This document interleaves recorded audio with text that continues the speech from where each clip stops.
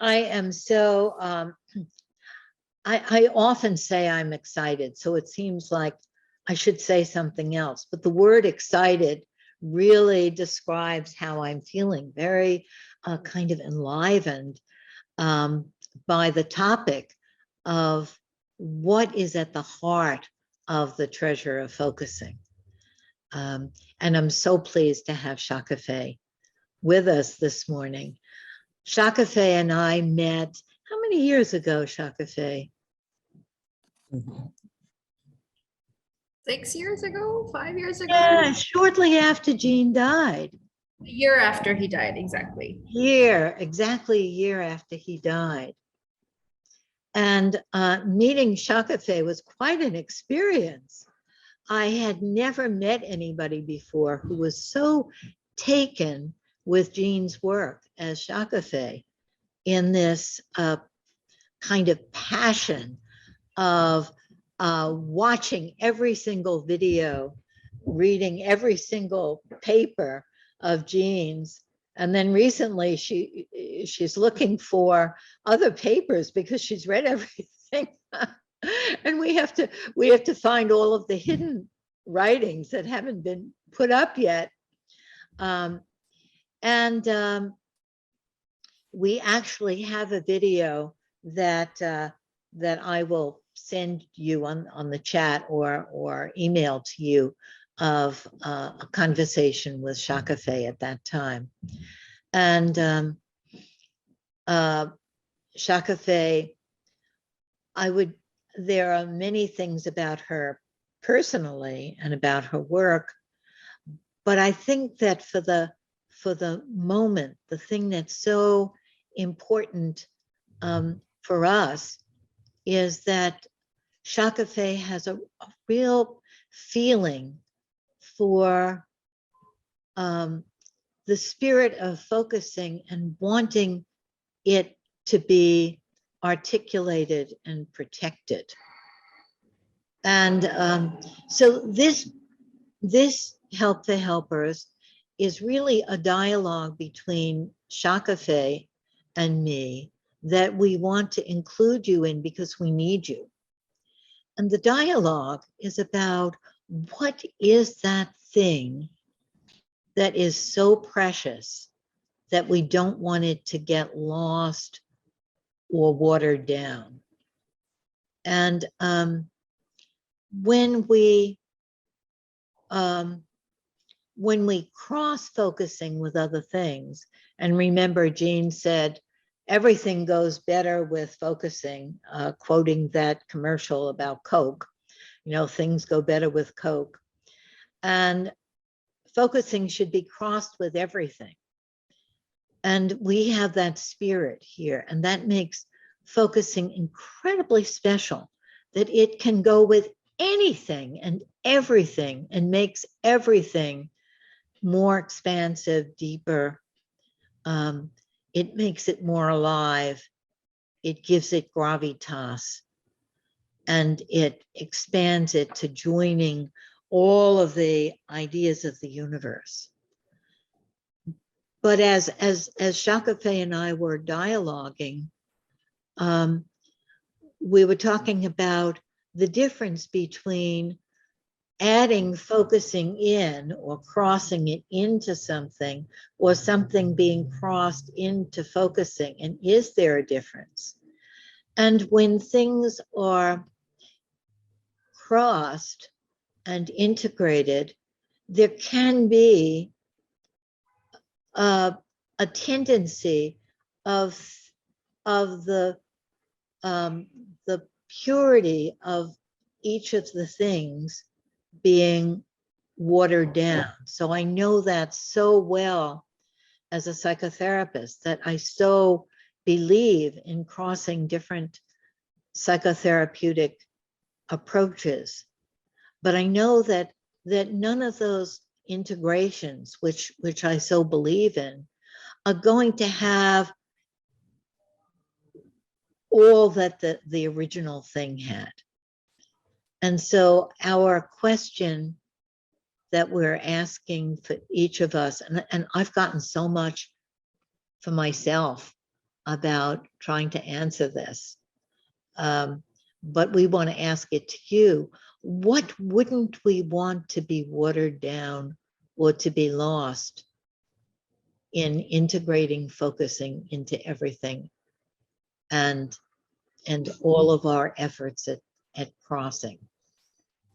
And I think that's all I'm going to say.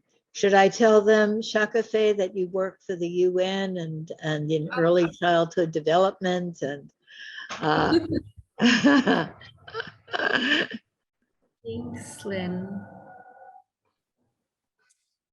Well, hi everyone. I'm very humbled to be here because I don't feel like I have, you know, something to teach or share, but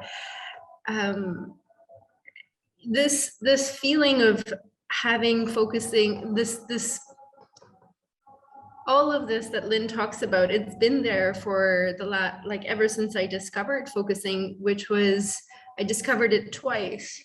The first time someone told me about it, I went to the Focusing Institute's website and I looked up the 6 steps and I'm like, oh, this seems ridiculous. And I forgot about it.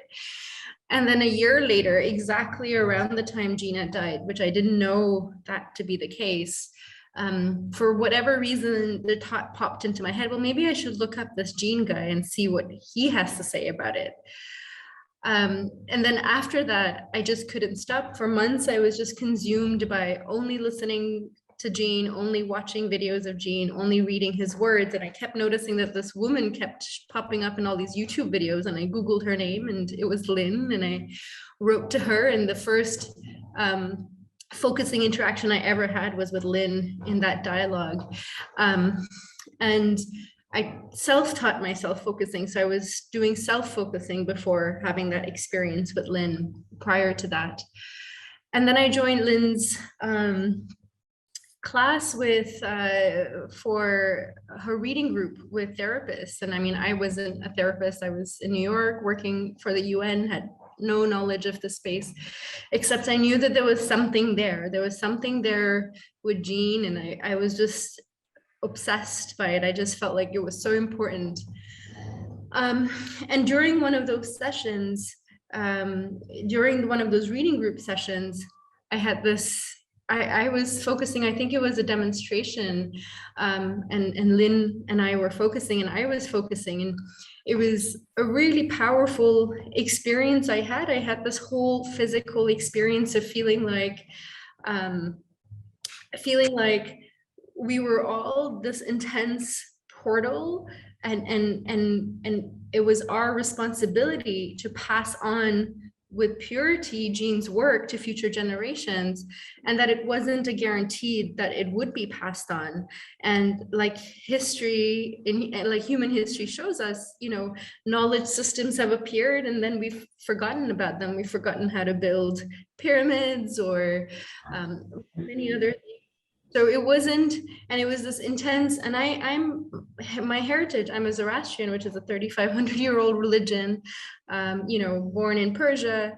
And one of the things in our faith is fire is really important. And there are fires that have been burning for thousands of years that have been carried forward by priests from one generation to the next. And I had this really strong image of the fire of focusing and the purity through which there was something, it was like, yes, there is space for all the crossings and all the other carrying forwards, but it felt really important to also carry forward the purity of it, and almost like this urgency that there was, you know, could be lost. And that sensation has stayed with me ever since then, that intensity and purity. So some might think I'm a Gene purist, and I really am.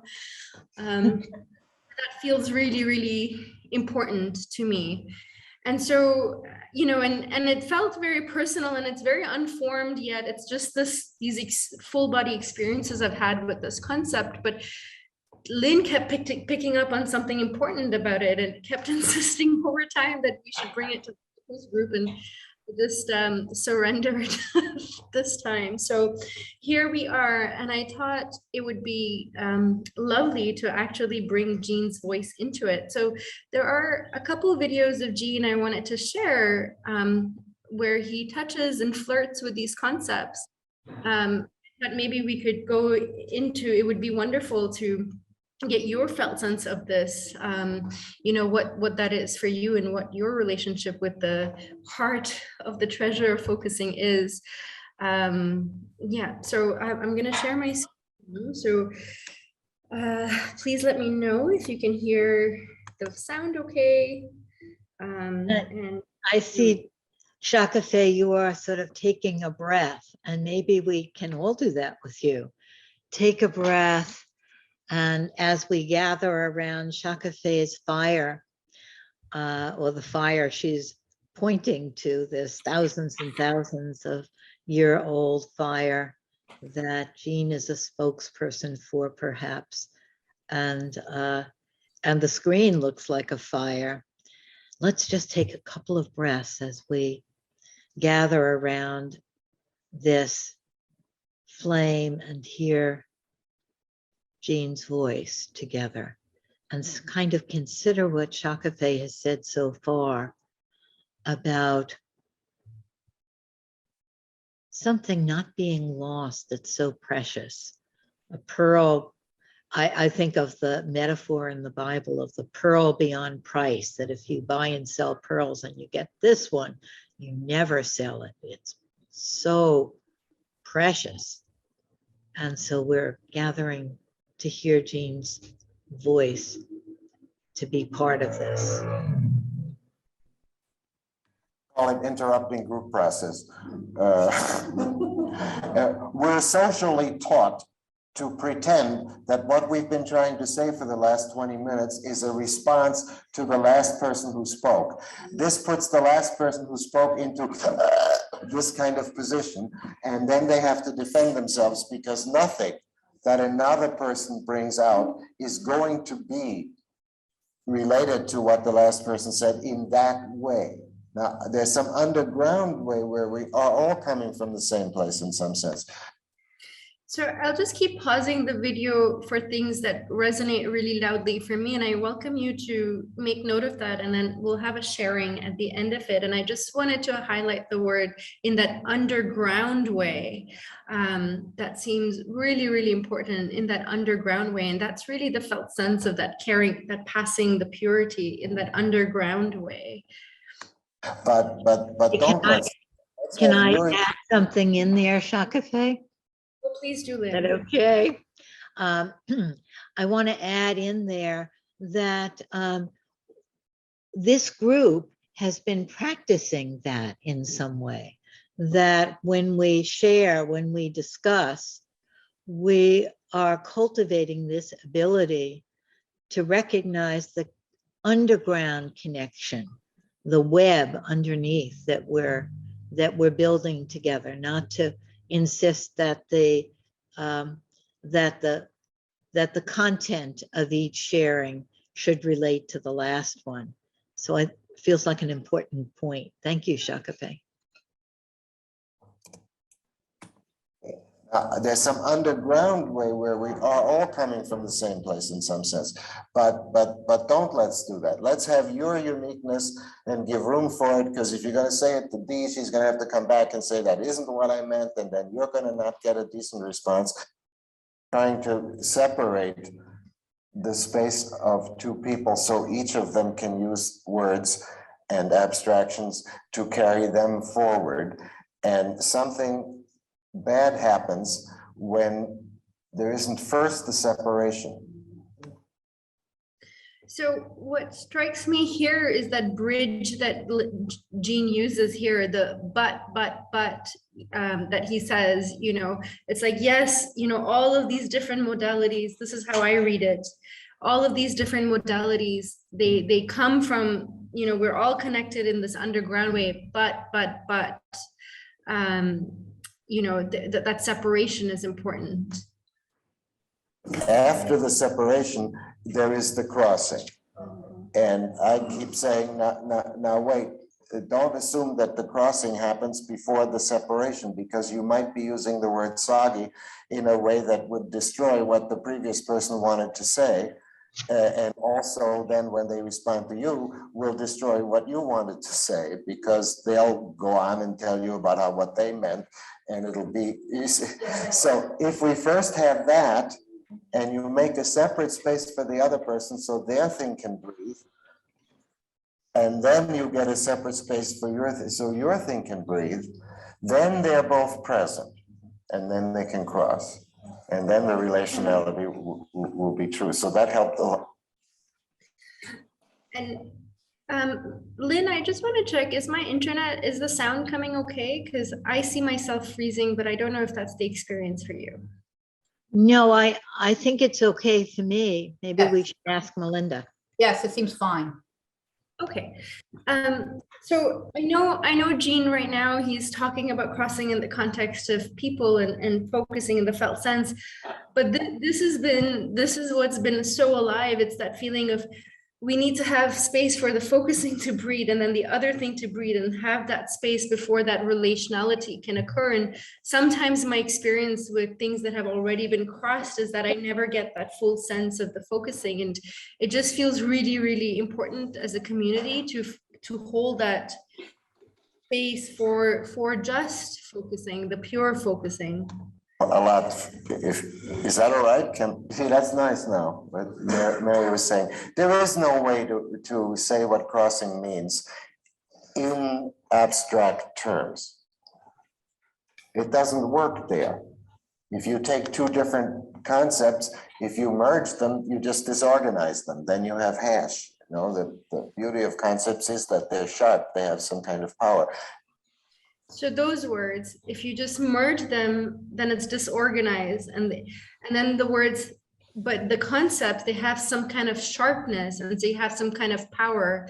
And again, this just resonates so much that it's so important to have the sharpness of concepts, and to have that power before that merging and that disorganization can happen without that. If you say, well, little of this and little of that, you've got nothing. Reconciling means going to a third one, which just usually makes it 3 instead of 2. Then you still have one item. Crossing is when the words that are being used carry the felt sense forward. So, for example, yesterday, when for a moment I was responding to your felt sense, you know, and you came out of there and you said, I'm having a problem with you said, from this energy place. You remember? Yes, sure. I remember a lot more than that. Okay. Well, whatever those words were in that moment when you were speaking from right here, those words, they're not just structures, they're carrying that forward. So whatever they carry forward can cross with any other patterns. Cross. As abstractions, they can't cross. Did I make sense? That'd be an achievement if I did. Okay, now wait, crossing shouldn't stay so vague. Crossing is something that's very clear. If you have conceptual systems, they cannot cross, meaning they just disorganize each other. But if you let the conceptual system carry your experience forward, or if you notice that it already has, that is not in graph paper. That is not in little boxes. That is not disorganized. When having expressed it with this concept, you bring that one over because. So here, the really critical distinction that emerges from this is the crossing doesn't happen at the level of abstraction and the conceptual systems, but at the level of the felt sense. And so I really wonder about what that means for carrying focusing forward and, you know, not having it been diluted and lost in that way.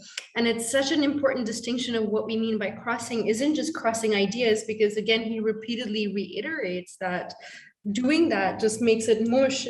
It renders the ideas useless at that abstract level, but crossing, it's always in the service of carrying forward and enlivening and you know, the felt sense, what's alive in you. And so the point of crossing is in the body or at the body. The carrying forward that it has done is not already in certain units. So what seems like a contradictory concept at the abstract level can carry the same experiencing further forward. Right? Or you can say a metaphor always does that. And then you say, now how shall I explain this metaphor to somebody who didn't understand it? Somebody says to you, what does that mean? You know, why does it, I don't get it.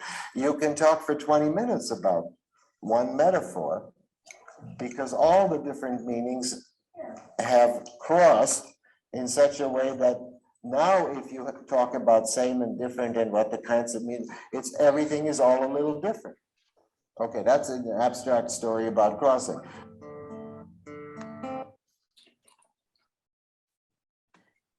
So I'll take a pause here, and then I'm curious about your reactions and if other people have something that's alive for them right now that they want to share in response to those words, and then before we go to the next video.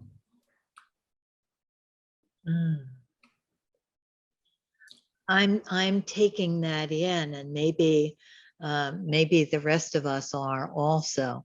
Wow, there was a lot in that, right?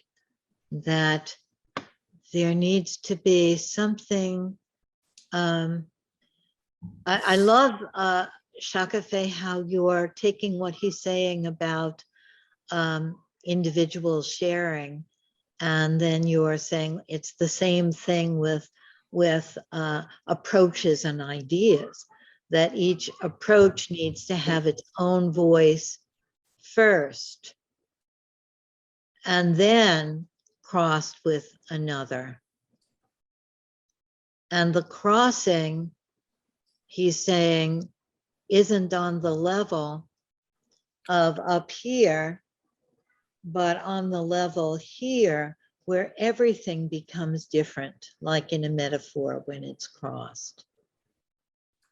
And I think I'm left with the question or pondering, it is crossed here also after it's crossed here, right? That the concepts are crossed.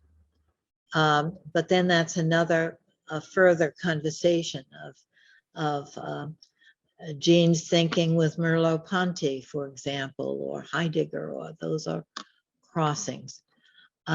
So I want to hear what came to you about that video, and then we'll go on. Well, something jumped up at me, and I'm not very philosophical, as Lynn knows, but I'm in an intentional community, and we were organizing a Seder for Passover. And several people said, well, what about Easter? And you need to do it, you need to cross Easter and Passover and have a celebration. And I just, you know, my gut feeling was that that's not what I wanted. I wanted to share Passover with people who are not Jewish so they could experience it. So I was co-facilitating this this gathering. And so what I did is I found something about Easter, and I started the program talking about Easter. And then at the end, I found some crossings about how there is some common themes around Easter and Passover. So I did that before we began the Seder. So anyways, that's what came to me when you were talking. Thank you, Melinda. I so appreciate, Melinda, how you bring things into this lived experience. And that's such a beautiful example of giving Easter its own space and Passover its own space, and then allowing them to cross in the experience.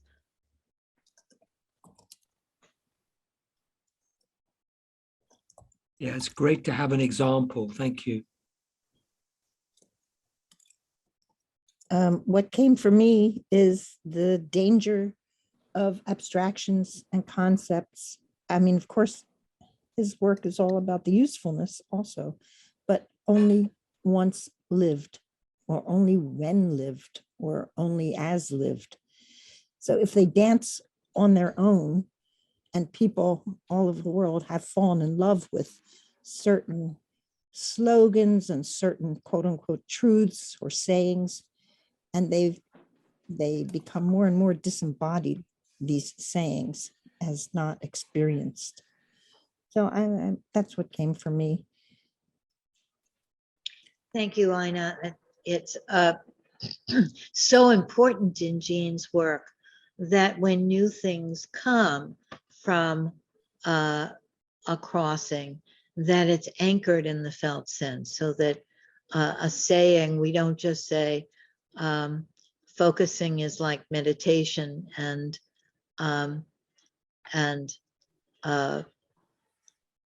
leave your mind and follow your body was a saying in the 70s, and focusing is saying that. No, we can say that and then make a space and see what that does to the focusing place, but not.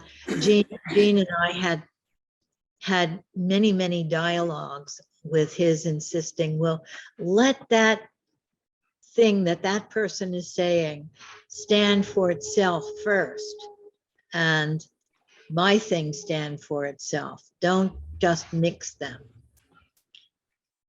But it's mixed, of course, in me, and then I can say how it's mixed in me.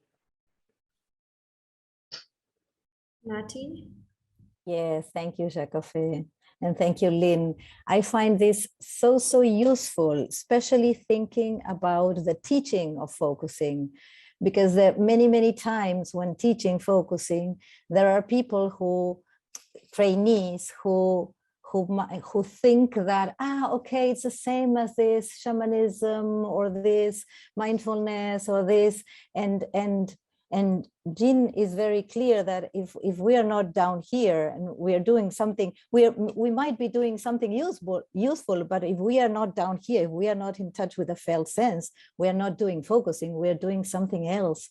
So I think that the clarity of the concepts of what focusing is and then the crossing, but when things are clear, not just to do anything and mix anything just because of the sake of mixing. That's not what Lin meant when he meant crossing focusing with something. This is something that worries me a lot in focusing classes, when things come up and everybody thinks, okay, this is the same and that's the same as that. No, it's not. and I think it's important for us to make it clear. So thank you for this distinction. I think it's very important. Ruth? Thank you, Nati. Ruth? Thank you. Hi, Shekufeh, and thank you. Lynn, your comment about it comes in, lives in us, and then the crossing happens in here. The taking in of life, of ideas, and then something happens here that gets cooked or in the fire that then can come forth in a new way, Right. or as the forward movement. Right. Really touched me and brought another level of understanding, because it is, as Ina said, then it is lived, and something new comes from that. So thank you for that example. It's very helpful. I think we can go to the next video, which is quite brief, and I think it touches on some of these themes as well. So lovely segue. I want to talk a minute about, my headline would be, don't make focusing into another entity. Ha. So here, this is like, this amazing phrase that he says, don't make focusing into another entity, and then wait.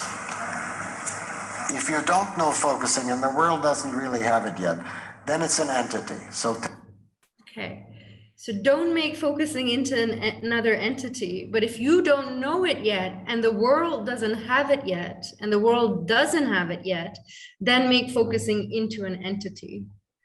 tell people about focusing and tell it in such a way that they don't know what you mean. No, really. If you're going to tell them about focusing and you expect them to know what you mean, they don't need you. They know it already. tell them there is something that's hard to explain that you do and that you're willing to show somebody, but it's hard to explain and most people don't understand it. And it's something like paying attention to an implicit intricacy, and they'll say, "What?" And you say, "Yeah, see, I know I can't explain, but I can show you." You know, you can't explain ice skating either, but you can show it to somebody. You know, how exactly we keep our balance on the little, anyway. The point that I'm trying to make is that focusing is not a country, a culture, a religion, a tradition. It's not an entity. So what I love about Gene, in a lot of his videos, if we listen closely, he's often, you know, for him, again, going back to what he said about the concepts, each concept has that sharpness and that power. And Gene always in his language, you know, he defines that sharpness for us. Focusing is not this, focusing is this. And yet it's not an entity, but make it an entity. And so there is a lot of that complexity in the way he talks about focusing as in terms of what it is for him. Once you know focusing, it's just a way that you do things differently. Everything is different with focus. So then you will have focusing. So I know people who devoted their year focusing, and now they've gone on to something else. And I find some of these people feel bad about it. They try to tell me that this next thing that they developed isn't focusing, or they try to say it is focusing. I'm saying we're just confusing people. Of course it's not focusing. It's this thing which you're teaching. It's energy work, let's say, or whatever it happens to be. But it's so clear when you do it, you're focusing. You're using focusing to do this well. But this isn't focusing. Okay? So for instance, meditation is not focusing. And focusing is not meditation. Do they go well together? Yes. Do they help each other? Yes. Can you do them both at the same time? I don't think so. I think meditation is going way to somewhere where, when I say maybe you know some other way where they go together, I mean it. This territory, internal territory, is implicitly intricate. Again, when he talks about things that go together, and then he explicates what he means by go together, that internal, it's again that internal territory, the implicit intricacy, not out here in the abstract conceptual level. And that distinction keeps getting made over and over again. And that you move in is not the same as the geography that I move in.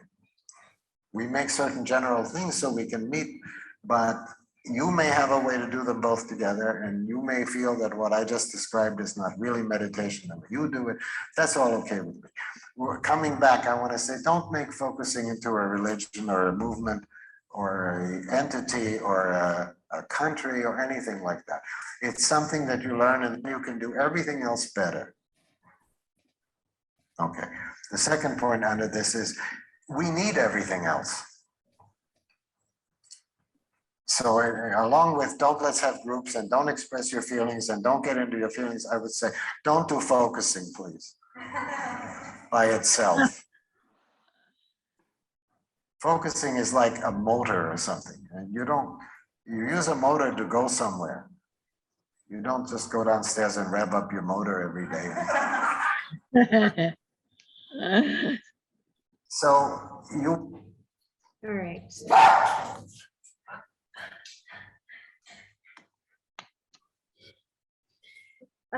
So that was the last video. And Lynn, again, I welcome anything that came for you and others as well, before we go into the attunement and then the sharing and the breakout groups. But again, you know,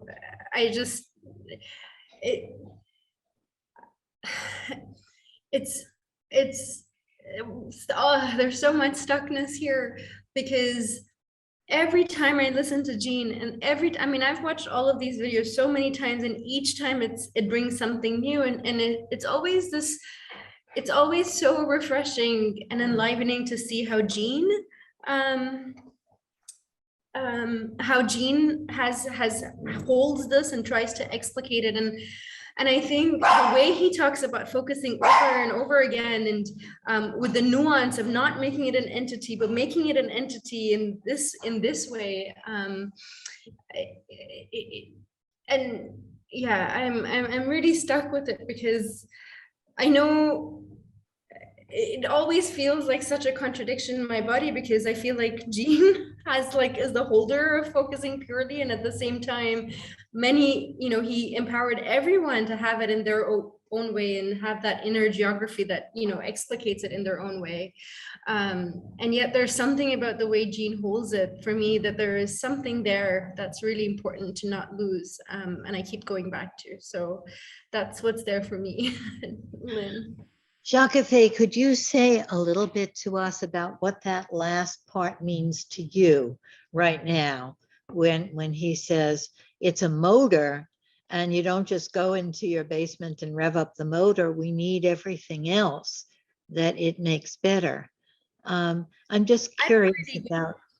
I don't get it, to be honest. There's a lot of things sometimes Jean says, like I read recently in one of his papers, he was like, I'm not interested if focusing just works, for research questions, if focusing is good on its own. I know it's not good on its own. And I'm like, how do you know that? Like, why do you know that? And for me, it's related to this question of the motor. So I still don't get it. I don't get what it means, because for me, it's carried me forward so much more than anything else. And I know there's another video where someone asks, like, Jean, you say that you shouldn't do focusing on its own, but I like doing focusing alone and I want to do it alone. And then he has a response to that. So yeah, I don't get it, Lynn. I don't understand that yet. I'm sure I will one day, but not yet. Yes, thank you. Thank you. Yes, I'm curious about just any responses, and then we'll after we have responses, we'll have just a little attunement. All the other. Then we'll discuss further. I just want to say that that this is so thought-provoking, and in some way, Shekufeh is giving us a new term, pure focusing, the focusing first before the crossing. And Jean is saying something about that we need to be shown it before we can think it, that it's on the level of experience first or foremost or primarily, and then on the level of conceptualization, and that the crossings are on the level of experiencing it first, not just this concept and this concept going together in our heads without the felt sense living it further.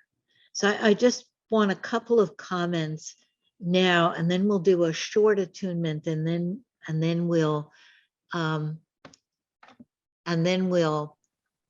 a few more comments before we go into our breakout rooms. Okay, is that right, Shekufeh? Yeah. Okay. Correct.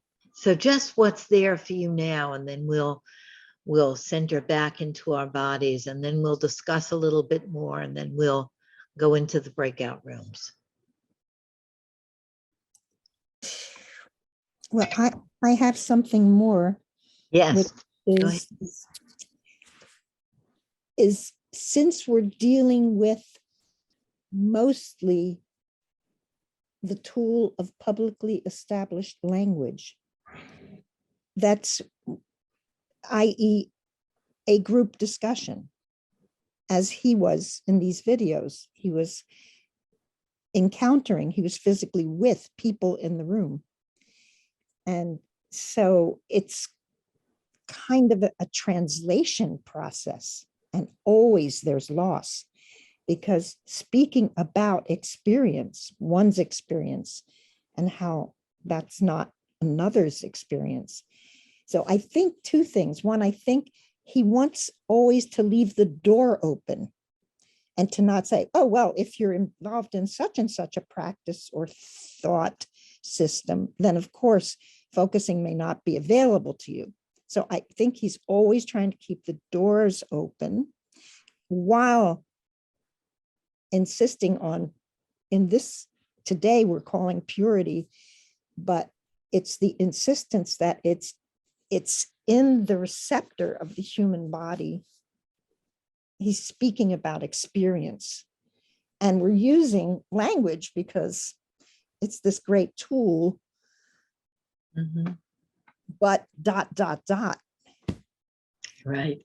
That the language, the way if we use it from the felt sense, can actually carry the concepts further. Language suggests Yeah. experience. It suggests and points to. Mhm. And yeah, So just a couple more comments, just what's there for you now, and then we'll center a little bit. There's a lot in your body now after watching those videos and hearing Shekufeh. And just something from what's there in your body right now. Could be a question, a puzzle, could be something you know. This is June. What's Yes, in my yes. body is just Gene. Ah, Whenever I see him, he's just so, he's so alive and he's so there. And I have to say, he's what I take in, that even, he, what even you- more than his words. Right. There's something profound in that. Something profound in Gene. Right. And in what you're saying, that in a certain way, you're taking in Gene, not his words and concepts, and that there's something that does in you to take in this person who is one with his ideas. Of course, we aren't separate from our ideas. Our ideas are expressions of us. Anybody else? I'm just resonating with Shekufeh's words when you said, but Jean said, don't do focusing alone. And why not? It's so useful. I said, yes, of course, it's so useful. And then the paradox of thinking that whenever we do anything else, we are also doing focusing, because it's just if we are, I don't know, mindfulness, I can think of many different examples, but it doesn't matter. But the thing is, when we are living from that implicit intricacy and the connection with a felt sense, we are living from there and we are doing focusing whatever we are doing. So it's like, oh, there are so many things in my mind and crossing there inside of me, but it's just the doing focusing. It's wow. I cannot put any more words to it, but it's just focusing and also.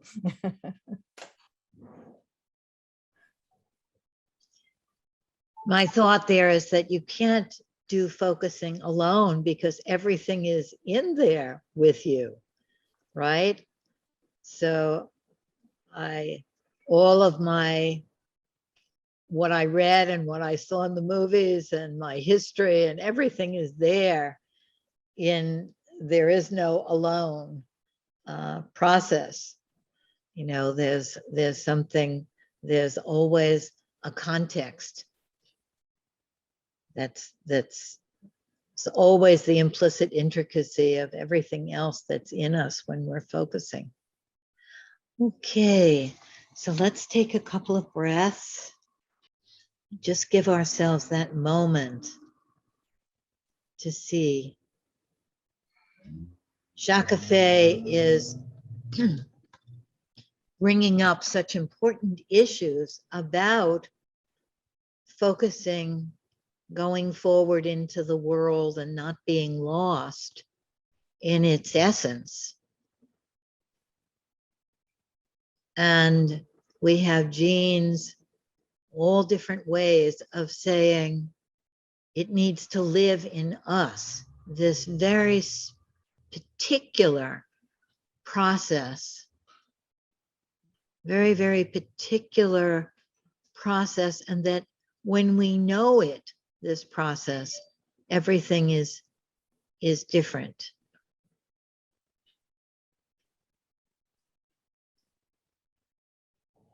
And this process, maybe we never learned focusing per se. Maybe 1,000 years ago, we lived 1,000 years ago, or we could live in right next door and not know, but we know focusing. It's not knowing Jenlin's focusing, but knowing this connection with the felt sense. So just take a moment and see how all of that is in you now. And what would be the thing that would be the treasure that you wouldn't want to lose?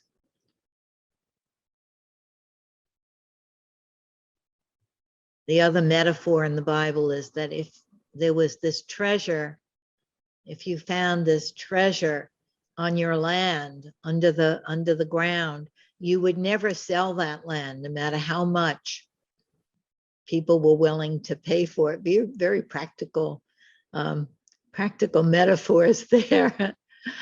What is that we don't want to get lost, that we want to keep and further? And we don't want only it, we want everything else, but we want this.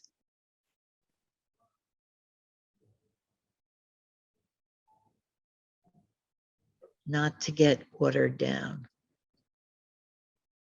Can go with everything else, but it's a this.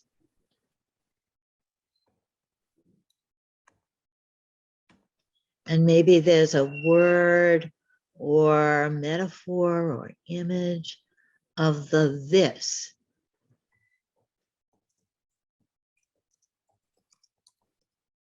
And just jot that down. The this that we don't want to get watered down or lost.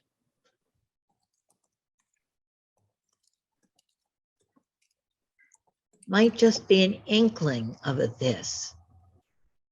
Might be when blah, blah, blah, and blah, blah, blah. It doesn't have to be formed, but just a felt sense that we can find a handle for of this heart of the treasure.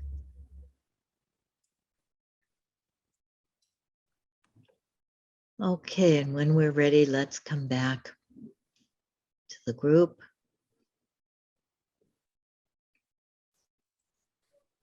Lynn, should we go into breakout groups right away since we're a bit behind? I think we need to, my felt sense, but I'm a group person, but my felt sense is we need to hear from people a couple of statements before we do it. Okay.